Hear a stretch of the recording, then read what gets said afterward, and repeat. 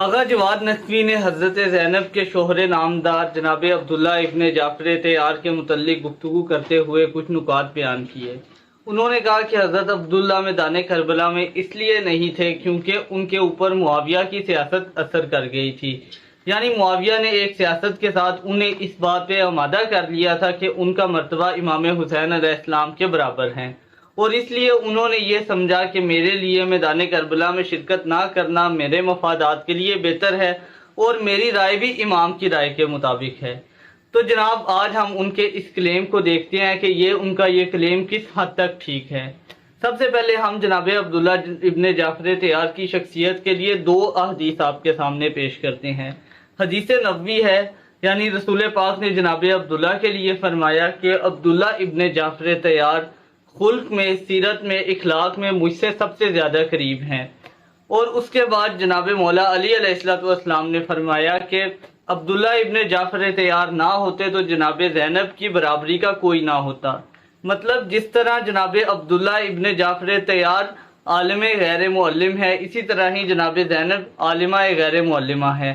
تو پہلی بات تو یہ ہے کہ جو آپ نے یہ واقعہ بیان کیا کہ جناب عبداللہ ابن جعفر طیار کو معاویہ نے بلایا اور اس نے کہا جعفر، علی اور عقیل تینوں بھائی تھے، اور تم جعفر کی اولاد ہو اور جو ہے حسین علی کی اولاد ہیں، تو تم دونوں اس حساب سے برابر ہو۔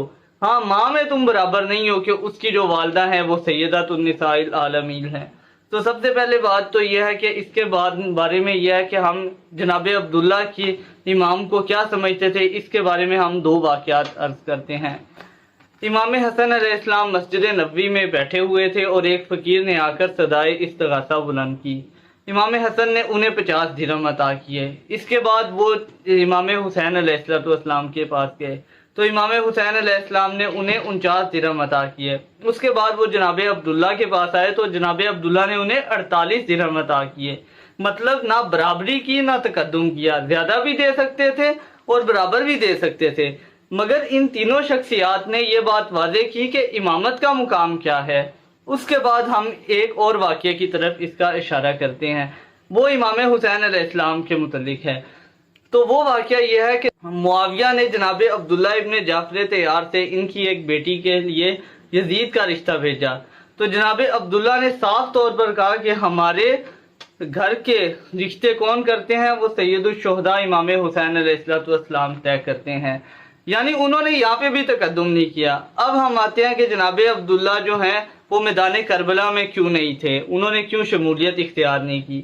تو اس کی سب سے بڑی وجہ یہ ہے کہ کربلا سے کچھ عرصہ پہلے جس طرح امام سجاد علیہ السلام بیمار ہو گئے تھے، بالکل جناب عبداللہ کی آنکھوں میں بیماری تھی۔ تقریباً یہ تھا کہ جناب عبداللہ جو تھے وہ نابینا ہو چکے تھے، یہ وجہ تھی کہ وہ کربلا میں شرکت نہ کر سکے۔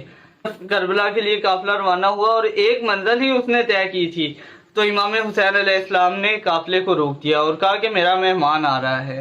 اتنی دیر میں دیکھا تو جناب عبداللہ پیچھے تھے اور آپ کے ساتھ دو بچے آپ کے ساتھ تھے۔ امام حسین علیہ السلام سے کہا کہ میں جناب زینب سے کچھ گفتگو کرنا چاہتا ہوں، تو جناب زینب نے امام حسین سے اجازت لینے کے بعد، یہاں پر بھی پتہ چل رہا ہے کہ وہ اگر امام حسین سے اجازت لے رہے ہیں تو وہ امام کو امام ہی مانتے ہیں، اور اس کے بعد انہوں نے کہا جناب زینب سے کہا کہ یہ دو بیٹے میری طرف سے، جہاں پر سید الشہداء پر کوئی مشکل وقت آئے، ایک اپنی طرف سے قربان کر دینا، ایک ہماری طرف سے قربان کر دینا۔ تو یہ ہے جناب عبداللہ ابن جعفر طیار کی تمام شخصیت اور ان کے کربلا میں نہ شامل ہونے کی وجہ۔